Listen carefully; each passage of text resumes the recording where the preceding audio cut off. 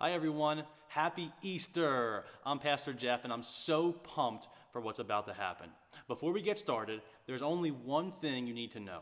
Easter Jam is for everybody in your family. So if you're a teenager, this is for you. You too, college students, and if you're a younger kid, get ready because we're about to have some serious fun and we need you to lead the way. Adults, buckle up. This is Easter like you've never done it before. No matter who you are, we want you to know Easter Jam is for you. And the only way to not have fun is to not participate. So look around. Is anybody missing? If so, hit the pause button and go get them now. We're getting started in 3, 2, 1. Easter, a time for fake grass, plastic eggs, these things, chocolate bunnies, and people dressed as bunnies. And then there are the weird parts of Easter, like fake grass, plastic eggs, these things, chocolate bunnies, and people dressed as bunnies, which is interesting. But what does all this stuff have to do with Easter? And if this holiday is about more than candy and wearing uncomfortable clothes to church and lunch with your relatives, what makes Easter happy? Okay, hear me out. There are only two kinds of people in the world. People who love these things, and people like me who I just don't get it. They're grainy and don't have a whole lot of taste or flavor. But listen, I want to see how your family feels. Show me a thumbs up if you love to eat these things, or a thumbs down if you don't. Okay, there are a lot of different opinions out there, but no matter how you feel about eating Peeps, you're going to love this game. Your family is going to face off in the greatest Peep jousting competition of all time. I'm going to explain how it works, and then I'll tell you when to start. Okay, so first, you're going to divide the room into two teams. Next, you're going to take two Peeps here, and each team gets one Peep. If you don't have any Peeps, that's okay. Big marshmallows will work as well. Now, you can have regular Team A, Team B, or you can come up with cooler names like Lord Sugarcoat or Sir Sprinkles. You get the idea. You can also use a marker or a Sharpie. Decorate your Peeps. Give them some personality, some eyebrows or a mustache. Just let your creative juices flow here. Next, you need to prepare your Peeps for battle. So stick a toothpick in each Peep. Now, you're going to think of the toothpick as a joust, a lightsaber, a sword. Just depends how serious your family is about the competition. So make sure the toothpick is facing forward towards the other Peep. Okay, so you're going to place the two combatants on a microwavable plate, and they're going to be facing each other. No social distancing necessary. You want the Peeps to be close together. Okay, so finally, time for the big event. So gather around and put the plate in the microwave. Set the timer for 45 seconds. Now, you won't let it run that long. In fact, don't let it run that long. Then press start, watch at a safe distance until the Peeps drop their toothpick, sabers, and one touches the other. The toothpick that touches the other Peep first wins. Now, as soon as this happens, you're going to want to stop the microwave. Trust me on this one, families. Okay, so it's time to settle this thing. Don't forget to snap a pic of that photo finish. It's go time. Press pause now, and I'll wait here.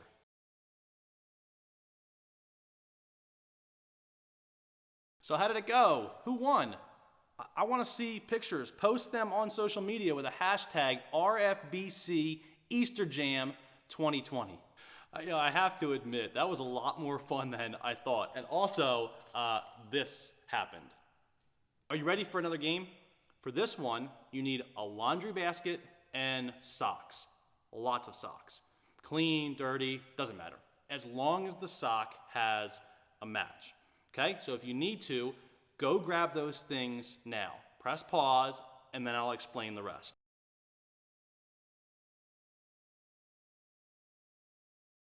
Okay, do you have your basket and your socks?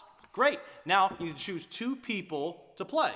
And you'll also need two people to be scorekeepers. To get started, dump all the socks on one side of the room. And don't worry, those socks are going to make their way back to the basket real soon. Then place the basket on the other side. When I say go, players will grab a sock. They'll go through the pile and try to find the one that matches. You roll the socks together in the shape of a ball or like an Easter egg, and then you'll toss them across the room into the Easter basket. The player with the most sock eggs in the basket at the end of the timer wins. Now, if you don't have scorekeepers to help you count, you'll have to come up with that number on your own. That means everybody's on the honor system. All right, parents, I'm looking at you. Okay, if needed, press pause now to get everything and everyone in position for the game. I'll wait here.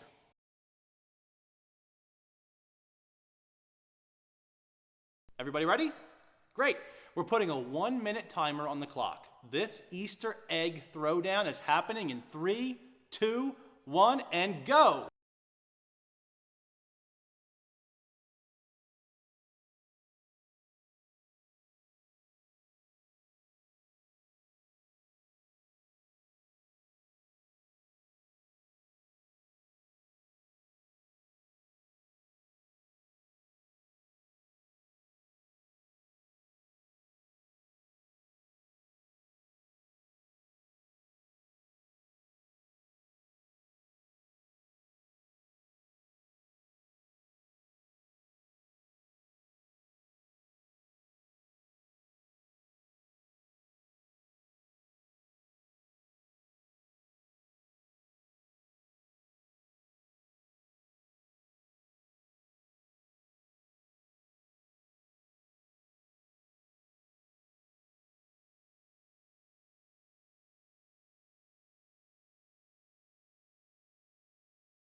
All right, families, come back on over here. Who won?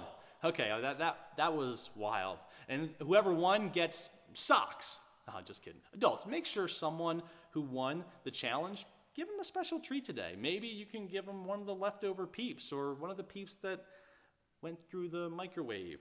Your choice. So I hope you're having fun so far. We're celebrating because today is Easter. And if you don't know the whole story of Easter, that's okay. Today we're going to talk about what makes today, maybe more than any other day, a happy day. But before we get there, I know you have a lot of family and friends who would love to hear from you. And to make that happen, you have a few options. Pause this video and pick one of the challenges on the screen to wish your peeps a happy Easter.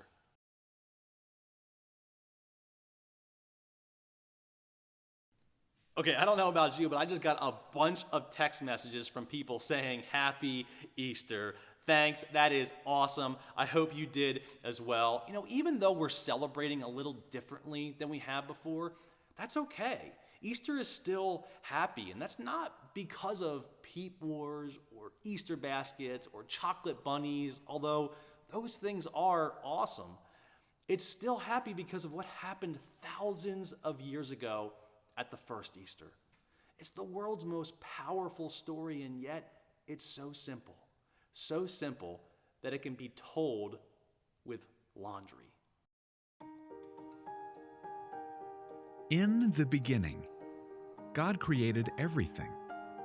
He formed people in His very own image. But then, we turned away from God.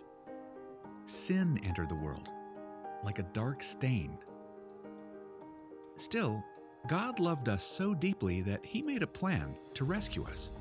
At just the right moment, God sent His very own Son, Jesus, to live among us. Jesus healed hearts and minds and bodies. Thousands gathered to hear Him teach. Instead of giving lots of new rules, Jesus turned things upside down by making it simple. Love God, love others. After 3 years of traveling and teaching, Jesus and His disciples entered Jerusalem to celebrate the Passover feast. Huge crowds gathered to welcome Him. But while the crowds cheered for Jesus, the religious leaders made plans to arrest Him. He was turning their world upside down, and they wanted Him gone. As Jesus celebrated the Passover meal with His friends, He told them that He would be leaving, but would return. His friends didn't understand. That night, one of Jesus' followers, Judas, led soldiers to arrest Him. the religious leaders gave Jesus a fake trial and then sent him to Pilate, the Roman governor, who could have him killed. Pilate found Jesus had broken no law and tried to release him. But a mob called for Jesus to be killed. Pilate gave in and handed Jesus over to the Roman soldiers.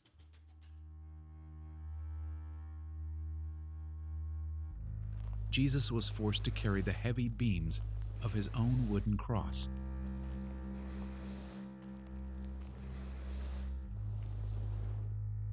On a hill called Golgotha, the soldiers nailed Jesus' hands and feet to the rough wood. The soldiers and people who passed by laughed and mocked him. But from the cross, Jesus asked God to forgive them. Finally, Jesus called out, "It is finished." Then he died. The earth shook. Rocks split open. Even the soldiers cried, "Surely he was the Son of God." One of Jesus' followers took his body and placed it in a tomb cut from the rock. A huge stone blocked the entrance. Jesus' friends were devastated. They had believed that Jesus was the one God promised, the one who would rescue them, but now he was gone. Their whole world had turned upside down. Jesus' friends stayed hidden in fear for 3 days. But early Sunday morning, Mary Magdalene, a close friend of Jesus, hurried to the tomb. She planned to anoint Jesus' body with special spices. As Mary neared the tomb, she saw the stone had been rolled away. The tomb was empty. Mary turned to see a man standing near. She didn't recognize him until he said, "Mary." It was Jesus, alive. Jesus told her, "Do not hold on to me. I have not yet ascended to the Father. Instead, go to those who believe in me." Jesus, God's Son, became like us to lay down his life. Through God's power, he defeated death for all of us, and sin was washed away. One day, he's promised to return, so we can live with him forever.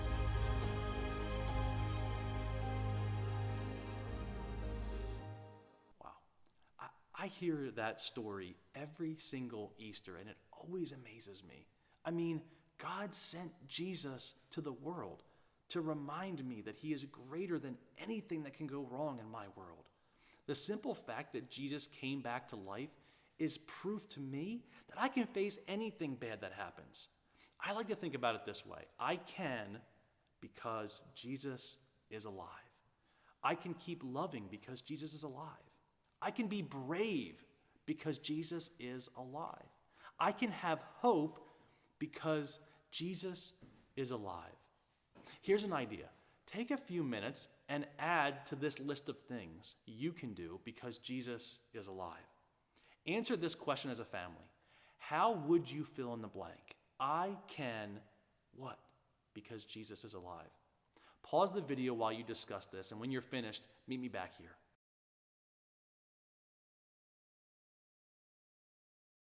Awesome. Well, I love conversations like these because remembering what God has done in the past helps me to trust him with what's going on in my life right now.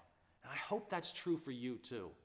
And I hope you spend the rest of the day making happy memories with your family. To get you started, here's one last challenge. For this one, you'll need to decide who is the technology genius at your house. Maybe it's a step-parent, an aunt, or an eighth grader. Either way, decide who that person is now. Got it? Awesome. Okay, as soon as this video is over, I want you to go outside and take a family Easter photo. You can be dressed up, or you can be just in your PJs. It can be totally normal with smiling faces, or silly with one of those filters that turns your face into bunny rabbit. No matter how you do it, take a family photo and make it awesome. Then share it to social media. We want to see it. Remember to use the hashtag RFBC EasterJam 2020. We want to see your family's Easter style. Maybe now, more than ever, this is a time to celebrate and remember God's faithfulness, and the hope he gives us in Jesus. After all, that's what makes Easter so happy.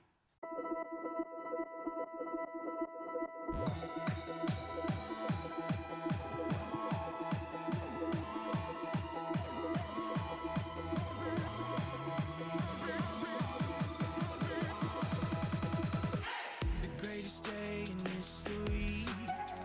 Death is beating, you have rescued me. Sing it out, Jesus is alive.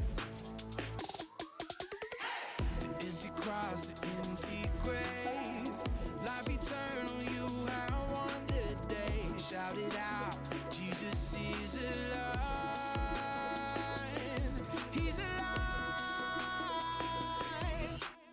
Oh, happy day, happy day. You wash my sin away. Oh, happy day, happy day. I'll never be the same.